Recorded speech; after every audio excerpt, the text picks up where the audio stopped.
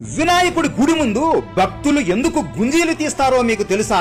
ఒకరోజు వినాయకుడు పార్వతీదేవితో అమ్మా నేను మామయ్య ఇంటికి వెళతాను అని మారాం చేస్తుంటే సరే వెళ్ళిరా అని పార్వతీదేవి అంటుంది. గణేశుడు ఆనందంతో విష్ణువు లక్ష్మీదేవి ఇంటికి వెళతాడు. గణేశుడు వచ్చాడు కదా అని విష్ణువు లక్ష్మీదేవి ఎంతో ఆనందపడి రకరకములైన పిండి వంటలు పెడుతూ గణేశునితో ఆడుకుంటూ ఉంటారు. అలా మధ్యాహ్నం అవుతుంది. విష్ణువు లక్ష్మీదేవికి నిద్ర వస్తుంటే విష్ణువు సుదర్శన చక్రం పక్కన పెట్టి నిద్రపోతాడు. వినాయకుడు ఆడుకుంటూ సుదర్శన చక్రం దగ్గరికి వెళ్తాడు. అబ్బా ఇదేదో భలే ఉందే, భలే మెరుస్తుందే, ఇది చూడటానికే ఇంత బాగుంటే ఇక దీనిని రుచి ఎంత బాగుంటుందో అని తొండముతో పట్టుకొని నోటిలోకి వేసుకుంటాడు. అదే సమయానికి రాక్షసులు భూమి మీద దాడి చేస్తుంటే దేవతలందరూ విష్ణువు దగ్గరికి వస్తారు. విష్ణువు త్వరగా నిద్ర నుండి లేచి సుదర్శన చక్రం తీసుకుందాం అని చూస్తే ఎక్కడుంది? ఎంత వెతికినా కూడా సుదర్శన చక్రం ఉండదు.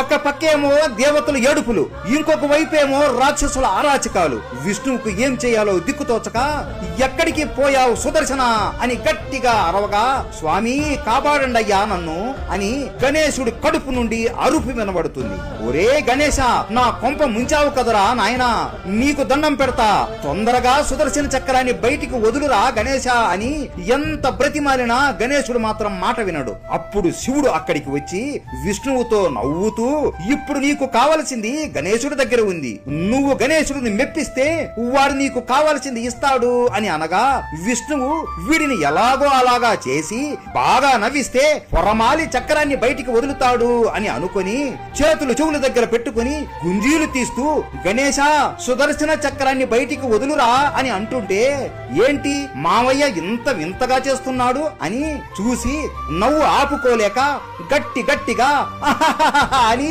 నవ్వుతాడు. అలా ఆపకుండా నవ్వుతుండడంతో గణేశుడు పొరమాలి దగ్గుతుంటే అప్పుడు సుదర్శన చక్రం గణేశుడు నోటి నుండి బయటికి వచ్చేస్తుంది. విష్ణువు ఆ సుదర్శన చక్రాన్ని త్వరగా తీసుకుని అమ్మయ్య అనుకుని నీకొక దండంరా గణేశ, ఇంకొకసారి ఈ చక్రాన్ని పక్కన పెట్టను అని అనుకుని ఇక నుండి నిన్ను ప్రసన్నం చేసుకోవాలి అంటే ఇలా గుంజీలు తీస్తారులే గణేశ అని విష్ణువు నవ్వుతూ అంటాడు. అలా వినాయకుడిని ప్రసన్నం చేసుకోవడం కోసం భక్తులు కూడా విష్ణువులా గుంజీలు తీయడం ప్రారంభించారు. ఎంతైనా మన బుజ్జి గణపయ్య చిలిపి కన్నయ్య కదా. గణపయ్య అంటే మీకు ఇష్టం ఉంటే సబ్స్క్రైబ్ చేసుకుని గణపతి పప్ప మోరియా అని కామెంట్ చేయండి.